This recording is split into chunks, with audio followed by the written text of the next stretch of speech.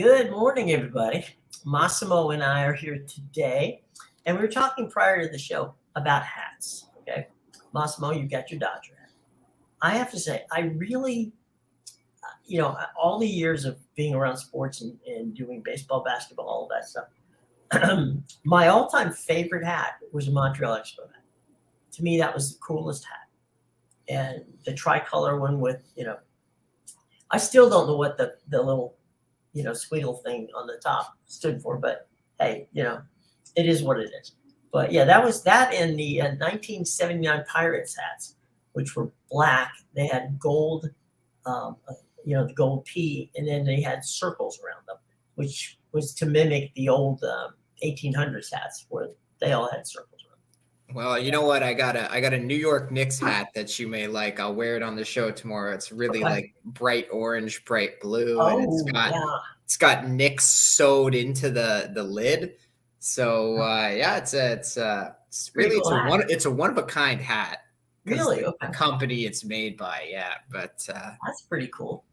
Yeah. I remember the Islanders had during that cup run. The Islanders had a bright orange hat, and then they had. The Islanders logo was stitched in, which I actually had one of those. I lost it, of course. This one's actually really nice. It's not ugly considering the two colors and the there's some stuff going on.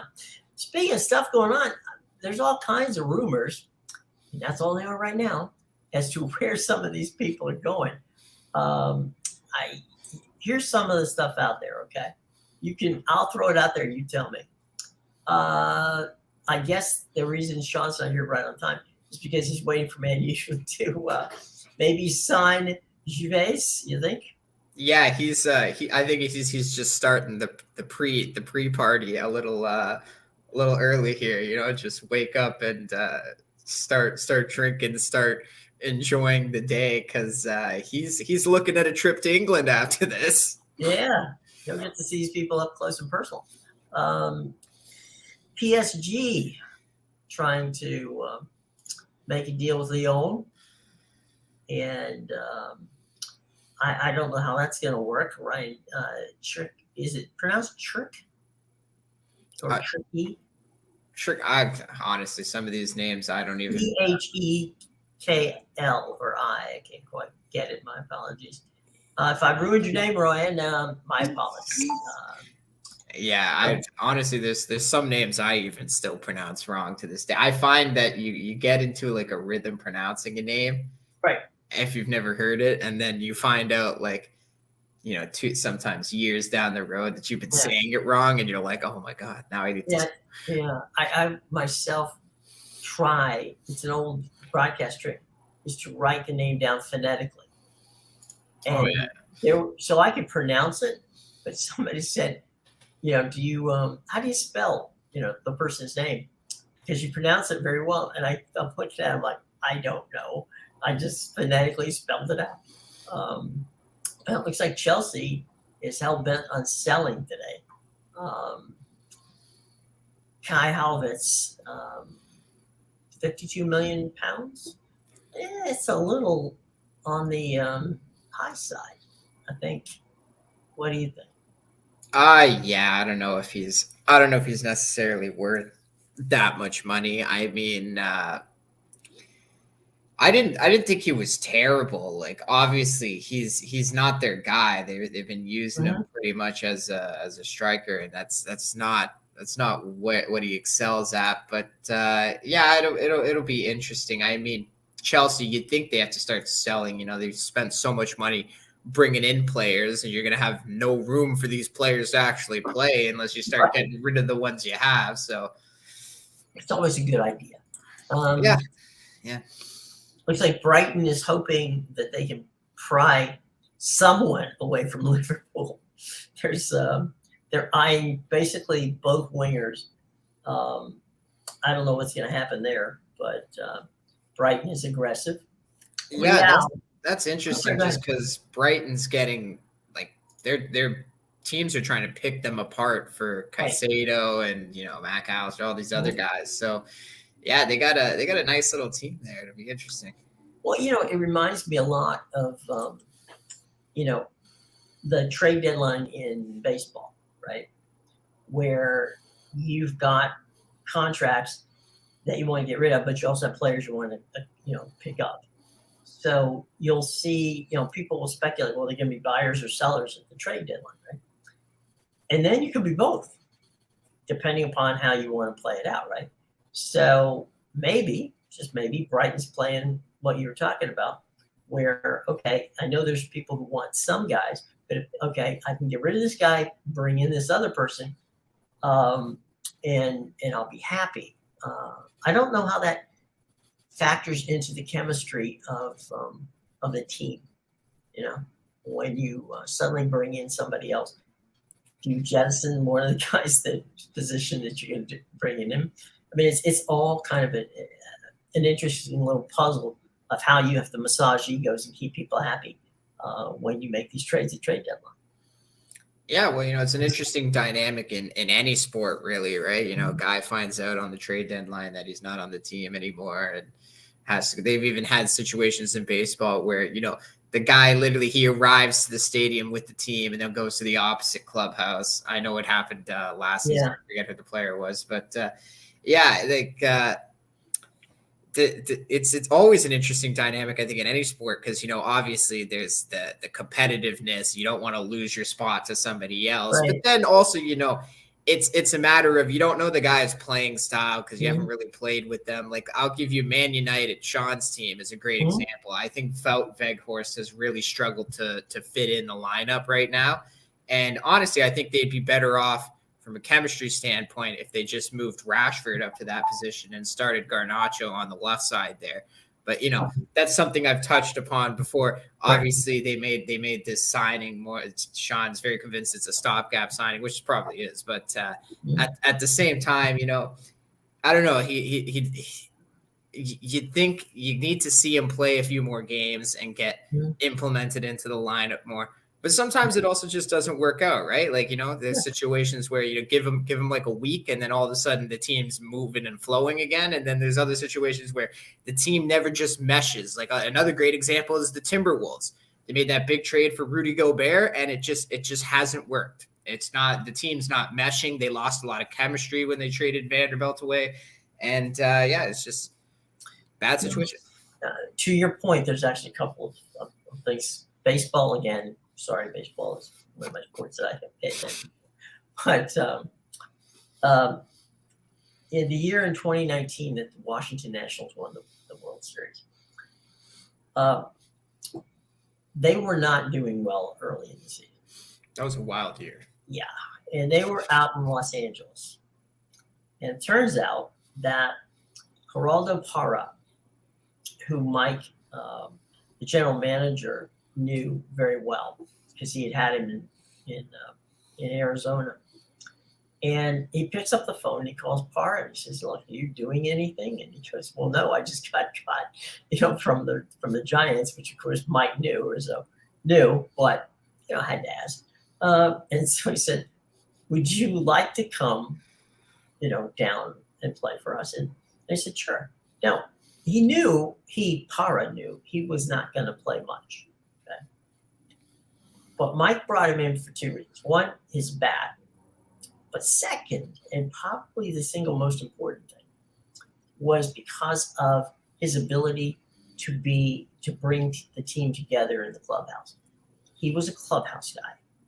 And what that means, for those of you who do not know, some guys in the clubhouse, you walk into the clubhouse, there's music blaring, and they're the DJ, okay? They're making sure everybody's having a good time. They keep everybody loose.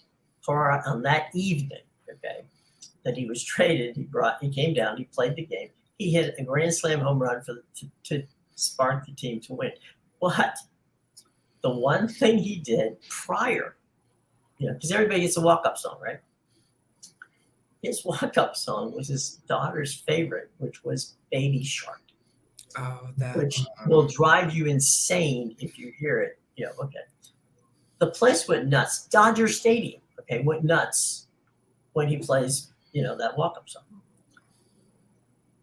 And because of the Baby Shark and Parra, the Nationals sweep on, win a World Series.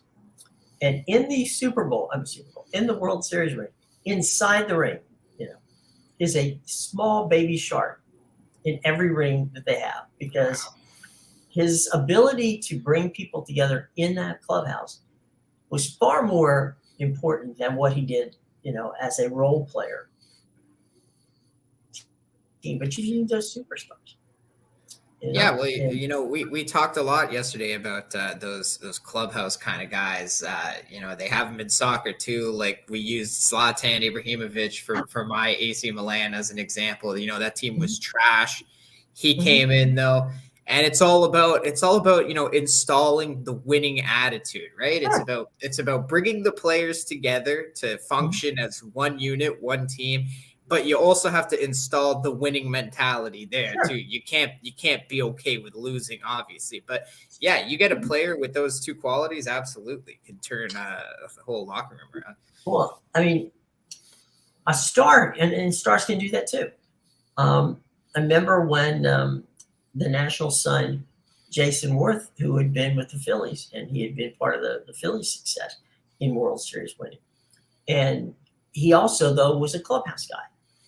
And they had just brought Bryce Harper up. And in the first, I think, 3 weeks, Bryce Harper hit, who had never played right field before, was a catcher by trade, but they physically decided they didn't want him to be a catcher, so they made him an outfielder. So he played one season in minors in the outfield. And trust me, when you're talking about playing minor league baseball versus playing the pros, cover an outfield is ridiculous. I mean, because if you watch the ball in a minor league ballpark, and we've all been, a minor league ballpark could be, watch whatever you want to watch. You can see what it is. They don't have a second or a third tier to the stadium, right? So when the ball comes off the bat, you can, depending upon the sky, you can either pick it up or you're at twilight or you're lost. Okay. Well, when Bryce moved to the big leagues, his first 3 games, each time he turned and ran into the wall. I mean, it was like a Wile E. Coyote cartoon. He turned, bang, wall. One night he hit the wall so hard he had to be taken out of the game because he cut himself, smacking the wall. So the next day, Jason Worth, who was a legit star, had taken that tape that you use in a crime scene, I don't know where the hell he got it, and made out on the right field wall, made an outline of Bryce Harper. So when Bryce came out to take batting practice, he had Harper's name was under that against the wall saying, "Stop here." So, again, what is it? It just makes you laugh. It loosens the team up, and it makes it so that, okay, we lost last night. It's not the end of the world. We got another game. We'll play again. But again, those kind of guys, incredibly, incredibly important. A bit of interesting news, and that was over the weekend, the Man U game set an all-time record for NBC. The record was 1.95 million watched the game. This was the one against Arsenal? Yeah. Mm-hmm. Okay. And so it was an all-time record. It was an all-time streaming record of over 800,000 people watched it, on Peacock. And it just was another indication that folks here in the U.S. love soccer. They just don't love bad soccer. They want the big clubs. Same in Canada. Yeah, no, I think that I think you hit it on the head there. That clearly, people want to watch the big clubs. Like, obviously, you're not going to get those kind of views for like a Southampton, Everton, right? Yeah, like that. I mean, for sure. Yeah, 2 of the biggest clubs in England, and the big thing I think is that they're actually good again, because there's been years where both clubs were garbage. So it's I think that's what you're seeing now. You're starting to see all the Arsenal and the United fans who were hiding in the forest for the last like 10 years because your team was so bad. Now all of a sudden you're coming out of the woodwork and you're like, oh, we're good again. We can watch the games, right? Yeah. Hey, thanks, Foxy, for giving me the correct pronunciation of turkey. He knows Okay? all. He's the man. Guys. Foxy's the man. Thanks, Foxy. Appreciate it. Oh yeah, Foxy. Hold on. I want to touch on something, Foxy. You Go ahead, you took a shot at me and my Canada during the World Cup about how we have no finish. But man, your Newcastle is adopting those same problems. Clearly, they watched a little too much Canada in the World Cup and liked what they saw. Because real question, Foxy, did Willock forget his cleats at home? Because, like, I don't know why he was wearing those clown shoes out there, but he had so many empty nets. You guys should have won like 4-0 in that match. That was ridiculous. Ridiculous. But good on you. I'm glad you guys won. I was on Newcastle, so I'm happy. I'm happy I cashed that ticket, Foxy. Thank you. Got a little dodgy at the end there. Things got a little hairy there. Yeah. Ugh. Please don't. In an upcoming interview, which will be here on the channel, yesterday I talked to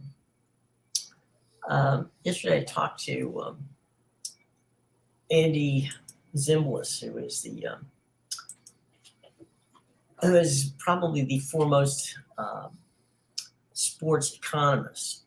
I think I don't know if I mentioned on the air, but Andy, when the NBA was taking the team away from Donald Sterling and wanted to put it up for auction, Andy was brought in to decide how much, money the value is. When speaking of baseball, when Manny Machado was a free agent, his agent called up Andy and had him put together a perspective on how he can get the max amount of money out of that. So Andy knows if you need to know something about business and sports, Andy knows. So I brought Andy on. We did a show which will air later in the week, and we talked about the economics of sports and franchises, and Andy was talking about the right now everybody's being held up by two things. One, the Commanders, and what are they going to fetch? And two, this might be news to Sean, but also Manchester United. Oh, I that's the first time I've heard Man United. That spunky little team over there. Is that a thing? Someone's trying to buy Man United? Right, yeah, it's those spunky little guys. All they can do is just put on those ragtag uniforms, get out there with their old cleats, and just play hard. They don't care if they win or lose, because at the end of the day, it's all about them. They're getting deep pockets. It's for the people. It's for the people. That's all they worry about, is playing for the people. So anyway, the numbers are 7-6. Okay, crazy but true. It looks like Man U and the Glazers want anything that's got a 7 in front of it or north of that. Yeah. Take a deep breath. That's a lot. 7. A lot of money. There you go. Yeah, I agree, Foxy. Definitely. Isak, you got a lot more pace down the wings with them. I mean, Almiron's good. He created chances, but I don't know. He got stale after a little while, and it was good to see they were the makers in that one. Yeah. So the other one is Dan Snyder has a 6 in front of the Commanders. So we will see what we will see. I mean, I'm sorry, but I don't think the Commanders are worth nearly as much as Man United. No. I think to compare the Commanders to a team like a club like that, with like how the history, how decorated it is, like the only real NFL franchises I see competing with English soccer clubs have to be like the Dallas Cowboys, or another franchise of that magnitude. Obviously, I don't want to say the Patriots, just because Tom Brady kind of like made the team for 20 years, and now that he's not there, I don't think they're worth as much. Well, I think the other iconic franchise would be somebody like the Steelers. That was the other one I was thinking. San Francisco 49ers would be in there. they're historically good franchises that have been historically run well, and that I think is it. It's funny. I actually asked my girlfriend, who doesn't really know anything about sports. I said, I said, America's team is playing this weekend. This is when the 49ers game. I was like, who do you think America's team is? And her answer was the Steelers. Okay. And I didn't think she was going to get it right, but I said, you know what? Not a bad answer, because the Steelers are one of the more popular franchises, I would say. I'll tell you what, you can go. I'm not gonna. You can go any city that has a professional team, and you'll find a Steelers bar. Yeah. Okay. You will find that they are, without question. You go to Paris and see on the streets guys wearing Steelers jerseys or hats or or jackets or any of that stuff, and so. Steelers. I would say Steelers, Cowboys, 49ers. Probably there's your three. Green Bay Packers, I suppose. Yeah, there's actually one in Rome. Funny that you mentioned that. I saw a special about how Rome has like the oldest Steelers bar in Europe or something like that. Like apparently people they stay up, specifically the bar is open till like 5 a.m. because they know the games are on at like 2 a.m. in Italy, right? And that's their prime time hour. All the Steelers fans go from 2 to 5 a.m. in Italy to watch on the Sunday. Nobody goes to work on Monday. Right, yeah. God forbid it's a Monday night game. Really? So, I mean, there are iconic franchises. I don't think the Commanders are an iconic franchise. Who've had 3 name changes in the last I was actually rooting, the last 5 years. I was actually rooting that they would keep the name Washington Football Club. I'll be honest with you. Yeah. It sounds better than the Commanders. Yeah, I was a little disappointed when the Commanders came out. Yeah, I thought the same thing you did. I heard they settled on the Commanders, and I said, should have left it the Washington Football Team. It rolled off the tongue better. Right. Now, Commanders, I've seen too many funny nicknames with the Commanders. Well, there's the Commandos. There's the, it goes on. But there's some bad ones. Yeah, there's some bad ones, which we cannot repeat here. But I think those are more of shots at Dan Snyder at the same time. Oh, yeah, it's 100% shots at Dan Snyder. And did you see the thing he did back in like week 1? So they settled on the Commanders' name. And then on their first game of the season, they were selling Washington mugs in the stadium with the W logo on it. Right. But get this, it was a red W, and it was inside a state. It was supposed to be like, the W's in the state. But guess which state they put the W on the cup? What? Washington State. Oh, and they were selling mugs in the stadiums. You can go get your Washington Commanders mug with the W in the state of Washington printed on the cup. Yeah, well, there you go. I feel like somebody did it on purpose to sabotage. Well, it's quite possible. Because that was when like they were really screaming to get Dan Snyder. Obviously, we know they're in the process of selling now, but this was before then. So they were really like, is this guy going to sell or not? We're going to sabotage the team at every corner. Well, yeah. At first, when he first bought the team, I was a little not upset, but a little, I thought he was being treated badly. And here's why. Jack Hancock, who owned the team, put it in a trust and auctioned it off. Now, his son, John Hancock, who was the president of the club, thought he should be able to just literally take it over. But that wasn't Papa's plan. Dad's plan was, no, this money goes to the foundation. So if you want to bid, fine. You've got an inheritance. You got a whole ton of money. Bid it. Well, he lost out. And so when he lost out, just spitefully for Dan, he didn't let Dan come to the building until they were gone. And so when he left, Dan was held up in a hotel waiting for his chance to come over and see the facility he had just spent $800 million to buy, which also included a stadium, which Cook built. But anyway, to finish the story. So when he got there, they had literally taken the letters out of the typewriters. They had done all kinds of funny stuff. But there was still a staff there, okay? Snyder came in and literally fired everybody on day one because he figured if they are, complicit in this, I don't need this from that.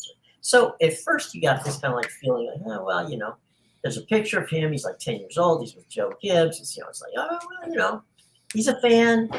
Give him a little latitude. 4 years in, people began the loathing process. It's like, okay, we got to know him, didn't like him. So there we go. Gave him the benefit of the doubt. Yeah, big mistake on our part. So there you go. But it looks like he's going to get rid of the team one way or another sometime soon. And whether it's to Jeff Bezos, we don't know. But hey, we'll figure it out, and that'll happen down the road here a bit. What was I going to say? Today being Wednesday, any good matches out there that we should be looking for? Yeah, so there's obviously, Sean's match is the headliner today, the Nottingham and Man United, obviously. Now, well, that goes without saying. Man United was a cool minus 150 all week, and now that's starting to creep up to minus 163. I'm gonna say Man United probably does the same thing that we saw Newcastle do yesterday, in the sense where they're gonna go out there and try to win the game and take a lead back home for the second leg. I know Newcastle only won 1-0, but if you watch the game, they really tried. They just had some bad finishes, some missed empty nets, but they created a lot of chances. They easily could have won that game like 4-0. So I think you're going to see Man United do the same thing here. They'll probably be able to finish. They have some good goal scorers, and Rashford. I think Weghorst is actually. I don't even know if Rashford is going to start today. I don't think he is, but I'm sure he'll be on the bench. They have a lot of talent. Casemiro will be back in the lineup since he missed the Arsenal match due to his suspension. So yeah, I was even looking at possibly maybe the over in this one, because I could see Man United slipping up defensively and give up a goal, but I think they could also score 2 goals and really put the hammer down on Nottingham here.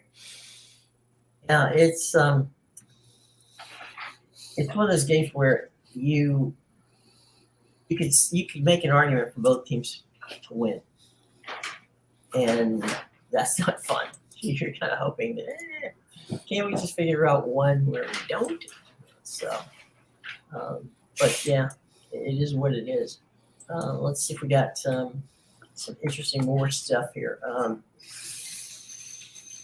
Awful announcing just popped into my inbox. And we mentioned yesterday about Let's Get Social, the Dallas Cowboys. This is the Dallas Cowboys official Twitter account. It says, Dak Prescott gave away the ball twice in a narrow loss to the 49ers. In a matchup the Cowboys had a chance to win if only they didn't generate self-inflicted wounds. Whoa, that's your people turning on you. You know what? It's funny because I have this thing. I have this. One of my buddies sent me this this picture. All right, I'm gonna read it to you. So it had a picture of Tony Romo on the left and Dak Prescott on the right, and basically it said Tony Romo 2-4 playoff record, 0-3 in the divisional round. And it said Dak Prescott 2-4 playoff record, 0-3 in the divisional round, carrying on the legacy of failure. Ouch. So, But I nobody, mean, nobody stats, gets, nobody gets spared on that one. Oh, yeah, man. that's the thing, right? Tony Romo was a great quarterback, but During the regular season, not good in the playoffs. And Dak Prescott is looking to have the same career. problem. Great quarterback, puts up the numbers, but injury prone and always chokes in the playoffs. Mm-hmm. It's, I mean, this morning, I forget where I saw it, might have been The Athletic. They were talking about where the quarterbacks are going, which of course is now a great parlor game. It's like, where's Brady going? Now they had Brady going to the Raiders. Now that one I don't see. I mean, San Francisco, maybe, but the Raiders in Oakland, in Vegas, man, that's a new one on me.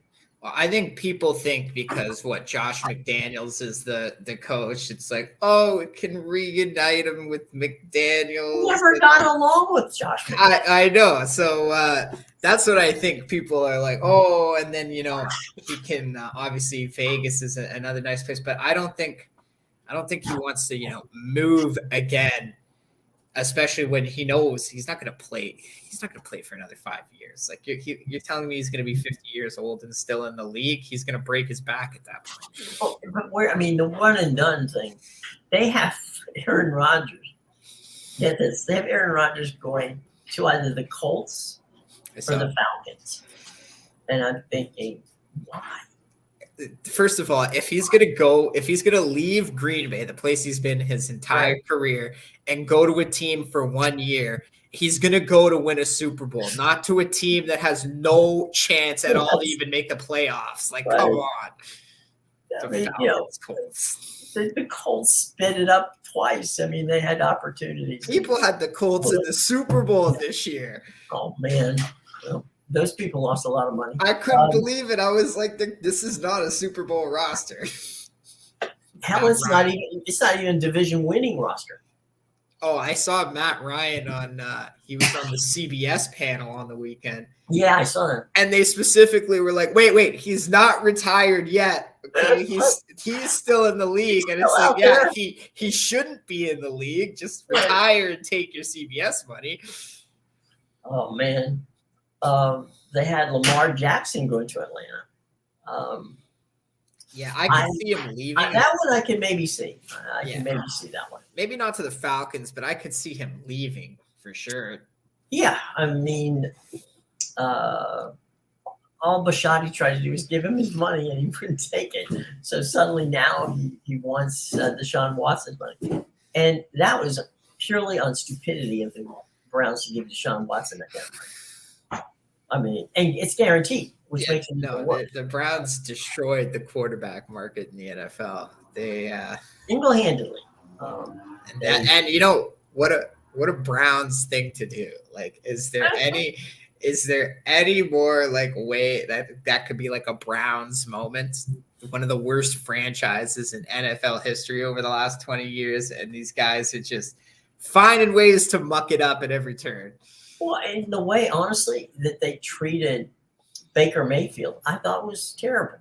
Yeah. I mean, he played hurt, but no. He played with a harness for you guys so he could give your team the best chance of winning and make the playoffs. He didn't have to do that. He could have opted out and said, no, I'm getting the surgery. I'll see you next season. And then guess what? He wouldn't have had such a bad season for everybody to criticize and crap on him about.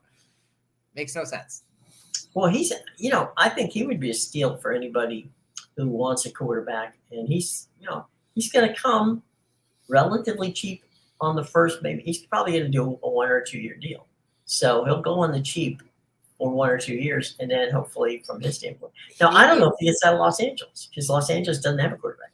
Yeah, you don't know what Stafford's going to do. Maybe Sean McVay, after he comes back from his, time in Tibet or wherever he goes to decide what he's going to do.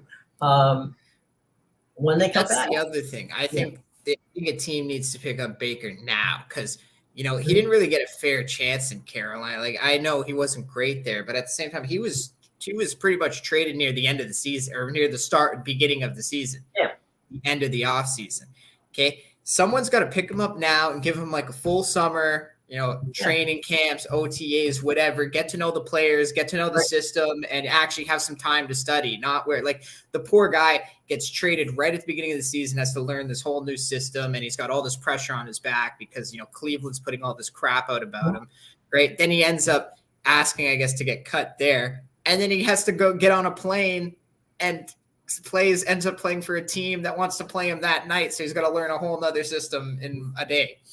Well, the funny thing about the Carolina deal, right, is the Browns opened the season against Carolina, and Baker started that game. Literally, the Browns were paying both quarterbacks, the quarterback wearing the Browns jersey and the quarterback wearing Panthers jersey.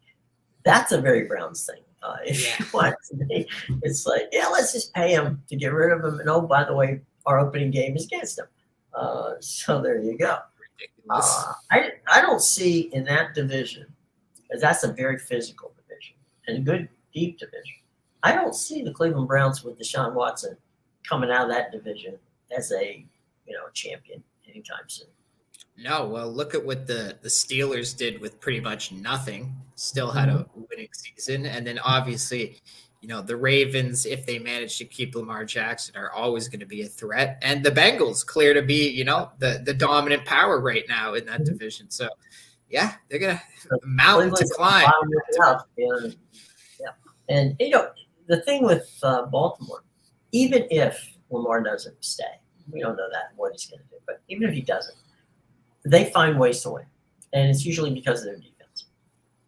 So, they'll be in the mix. There's no question about that. Pittsburgh, Kenny Pickett. I mean, Kenny Pickett was a lot of people were asking, why'd you do it? Why'd you pick Kenny Pickett? Well, I love the Mike Tomlin's line was, I see him practice every day. They play. They share the same practice facility. One half of it belongs to the University of Pittsburgh. The other half belongs to the Steelers. I'm pretty sure at one point in time they, crossed paths in the building. So, you can't ask for a better way to watch and look at a quarterback and evaluate, is this kid going to be somebody we want to draft? I think so. We see him better than anybody else and more than anyone else. So he sees him play and sees him in practice. So there's that. And I think toward the end of the season, Pickett was starting to get, his rhythm in Pittsburgh. And so we'll see. But, yeah, it's a crazy situation from that standpoint. Tennis-wise, looks like Joker's setting up for a big show. Don't remind me. He kicked my Rublev out.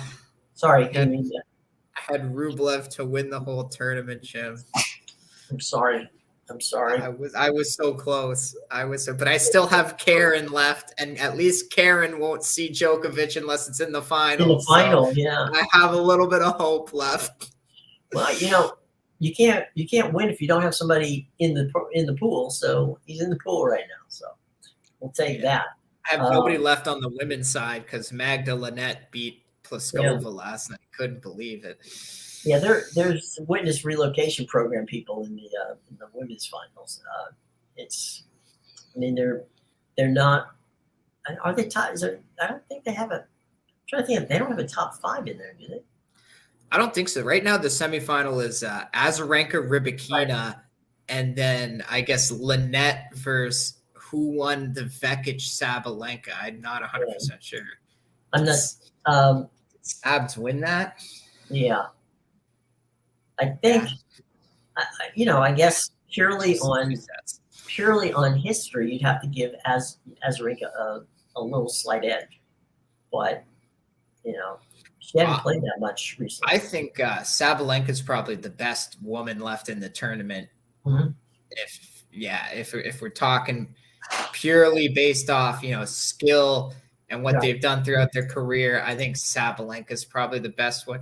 But I've seen her choke so many times. Like, I stopped betting on her last year because she was terrible. It was almost like I noticed it was the year Barty retired. Sabalenka had an extremely down year that year. And I think the reason was because that year, right before Barty retired, every final in every little minor competition, it was always Sabalenka versus Barty, Sabalenka versus Barty. So I think when Barty retired, that was almost Sabalenka's motivation to be better, because it was always like, I gotta beat Barty, right? Like I gotta beat her in these finals. And like, I don't know, she just had a bad year, but now she's playing better. So, you know, maybe she goes on to win something for once. So it'd be nice to see. Yeah. I mean, the other thing too is she's one of those people, Azarenka can do that same thing, where they get out to an early lead and then all of a sudden the wheels come off. And you're wondering, is it a mental thing? Because physically they played well the first few sets, and now, you know, we're in trouble, and how do we get there? And you know, so sometimes it's psychology. Well, Start Sabalenka, overthinking things. It's definitely a lot of mental game with Sabalenka. I've seen her unravel many times where she'll be controlling a match, and then, you know, a few bad shots, starts smashing the racket around, and then she just gets in her own head. And once she's in her own head, she can't serve, and that's the end of her. It's, you know, there's a lot of guys who have that same problem. Yeah. You know, where the wheels start coming off, they start making unforced errors, and, you know, all of a sudden they're gone because they just physically and mentally can't keep with it. That's where you look at a guy like a Nadal or a Djokovic or obviously Federer, where they would play a bad first couple of matches, but that's okay, because they knew they could play 5 and basically mind work you out. So it's you know, it's a crazy situation when you got a guy like Djokovic. I mean, you just want to see that. You like watching Djokovic, but you and I talked about this before. It's also good to see young guys who can come up and challenge them and beat them. You know, you don't want to see Djokovic win every time that he steps on the court, or Nadal or anybody. You want to see competition. It's much more fun. Yeah. It reminded me of golf when it was Tiger versus the field. You know, I liked watching Tiger play. I mean, I appreciated his abilities and all that. But, you know, let somebody else win from time to time. You know, it would be nice. And now we've got, you know, golf where it's, you know, you've got probably 10, 20 guys on any given week who can win a tournament. And that's good for the sport to be able to have a high level. I mean, you got your Rory McIlroys, you know, Justin Leonard, guys like that.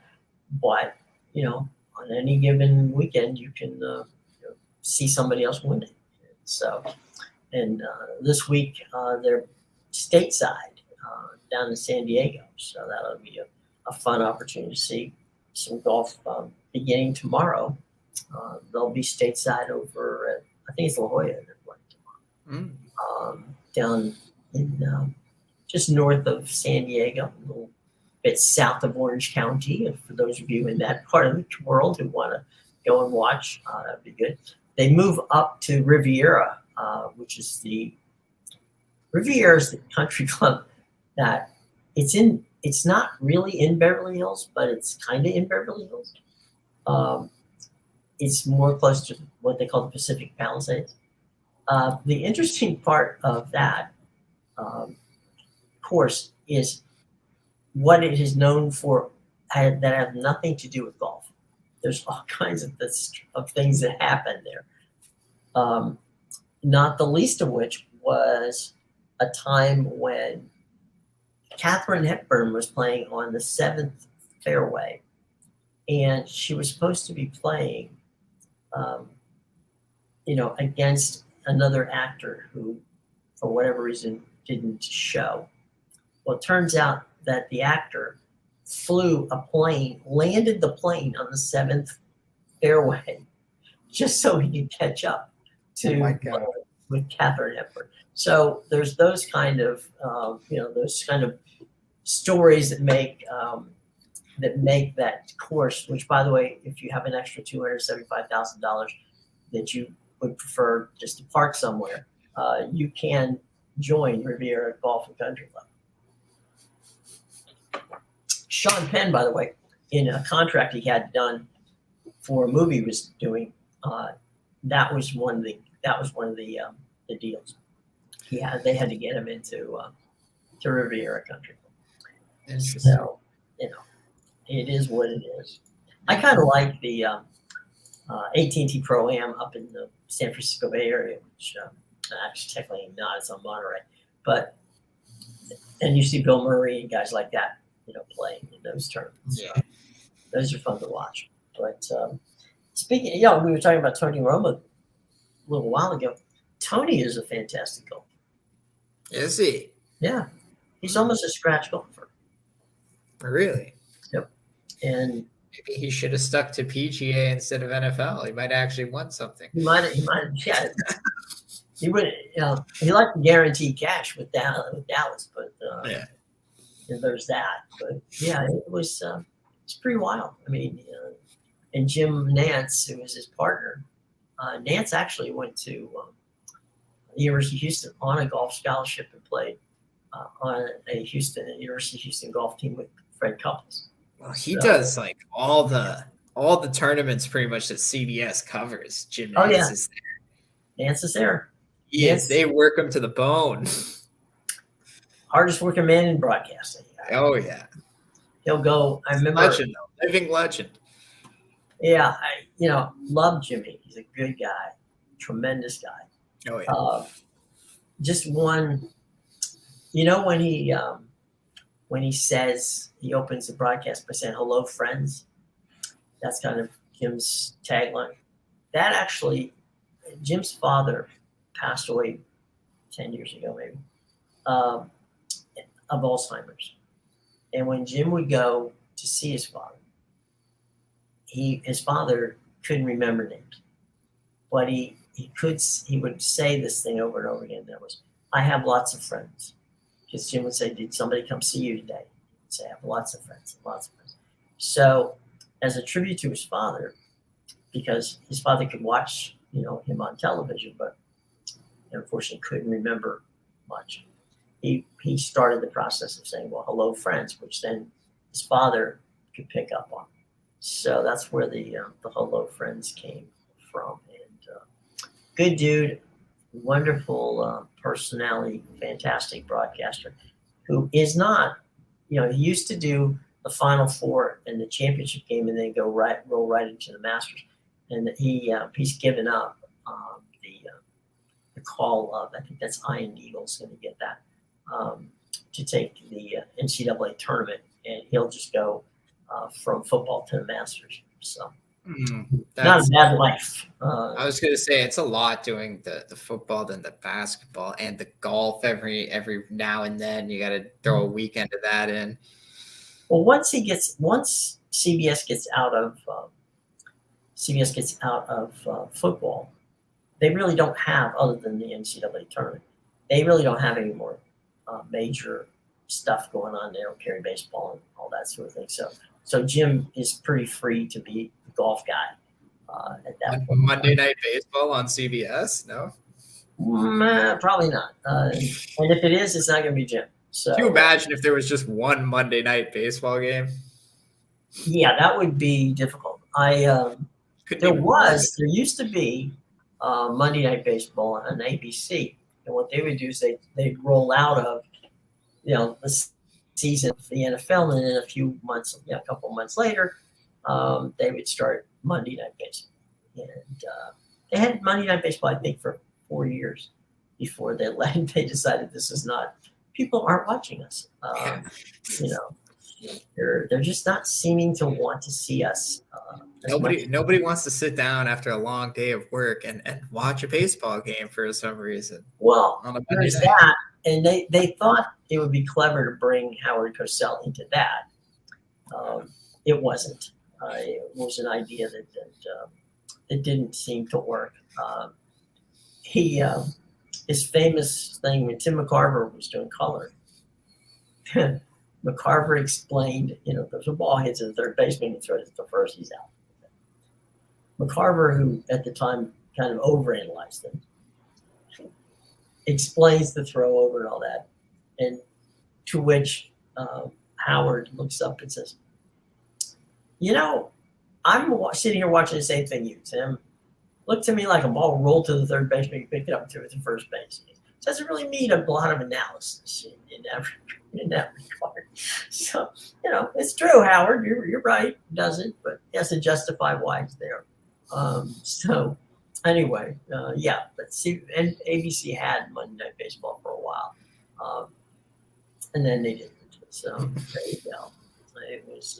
Do you have any favorite? I mean, I have a theory, and guys, if you're out there, you want to weigh in.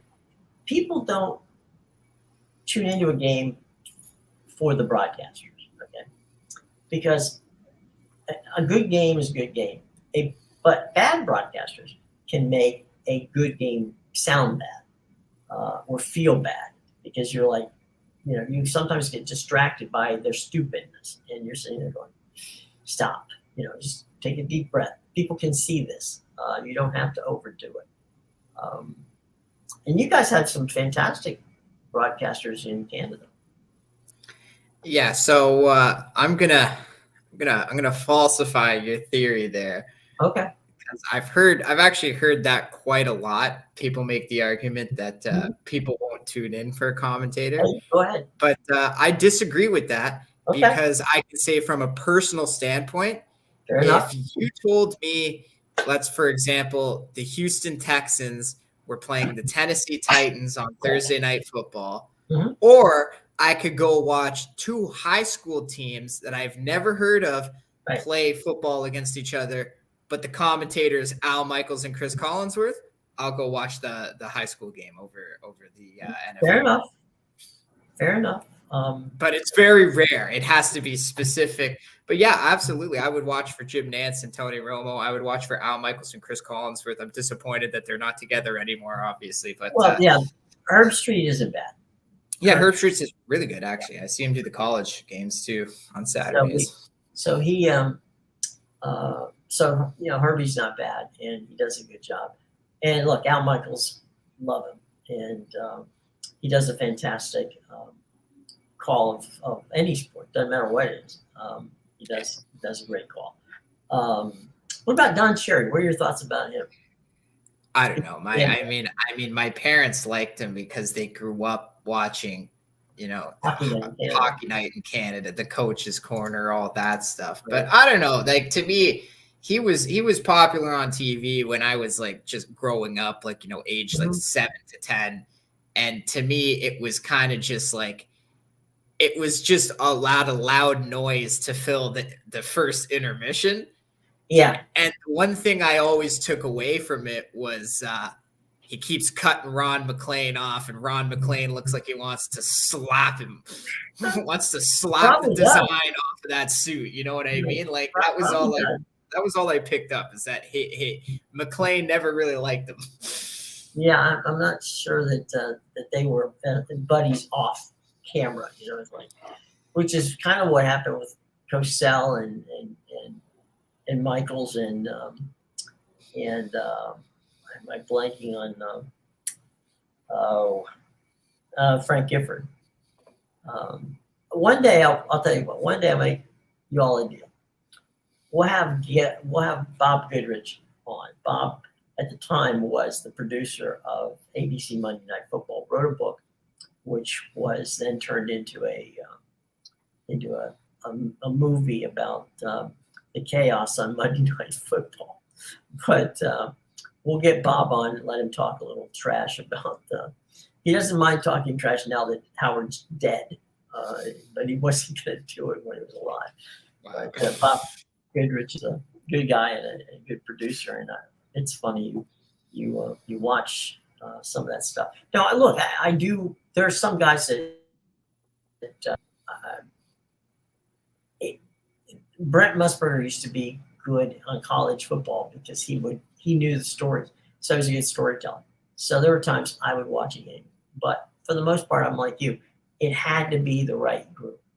And during COVID, when they weren't playing sports, Joe Buck if you sent Joe Buck your, your high school football game that you're just talking about, or Blue League baseball, if you send it to him, he would do a play-by-play on it and send it back to you.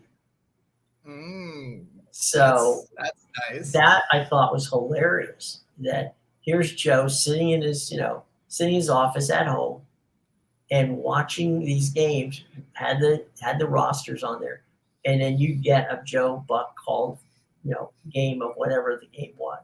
And I thought, good on Joe. I mean, he had nothing to do, and it wasn't like he was charging anybody for it. But he had fun doing it, and obviously, I would think that the person who got the video back was quite pleased too.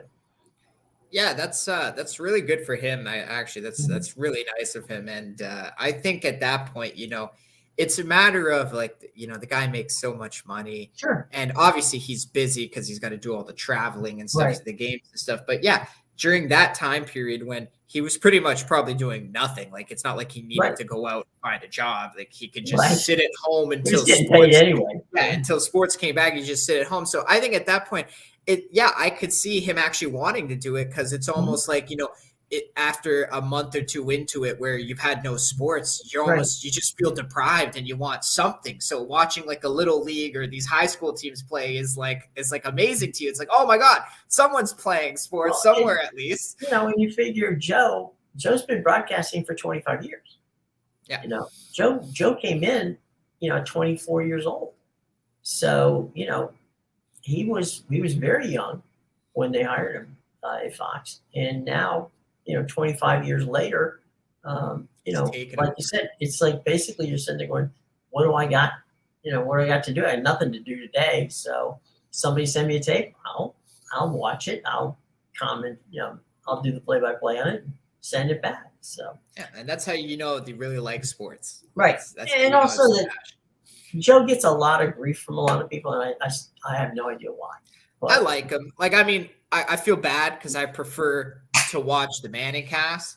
That's okay. But that's just because I love the shots Eli takes at Panning, or I combined Peyton and Manning. At Peyton, I love all the forehead jokes, the whatever. You bring it on, right? They're hilarious. But yeah, when they're not on, I mean, I don't have a problem listening to Joe Buck and Troy Aikman. They're great. Yeah. They're great at what they do. It's funny if you watch the MLB network, what they do on the MLB network is they'll go to a cut-in to a game, and they'll they will not take the live broadcast announcer for some reason. They just take the video and they'll sit there and talk about, they'll talk you through this, right? And so, any number of guys are there. I remember Harold Reynolds one evening saying, well, you know what? This guy, he was talking about the pitcher. This guy always tries to bury, a slider. And he goes, and to this hitter, he says, forget it. It's not going to happen. He's got to think, fake it. Make it look like that's what you're throwing, right? So the next pitch, of course, I mean, we know what happens, right? The next pitch is hit into, another county. I mean, it just planted. And then Harold jumps up and goes, see, I told you. See, I told you. And so they would run around and go this. And they do this constantly on game after game after game. So they decided to do what, like you're talking about, the Manning cast, where they did a broadcast on a Thursday night, just them sitting in these, lounge chairs and watching the game as four guys would do, and ragging on guys when they make mistakes, talking about how this guy thinks he's unhittable, but I could hit him. Talking about this batter who, is having a hell of a game, but if I were pitching, that would never happen. And so it's fun sometimes to get away from the traditional and see something, like you and your friends would be doing the same thing if you were there watching the game. It's great. It's definitely about the play-by-play. It's about, how would I react? And so you're getting that reaction. And they get some fun guys that drop by just for, grins and giggles. Some of the guys who are playing right now, probably some of the guys they criticize if they were watching, although, I bet you some of those players want to be singled out by Peyton and Eli. You know, because if it, you know, for the most part, they don't particularly, you know, give players grief, right? They usually have some sort of, you know, mechanism that they think it's fun.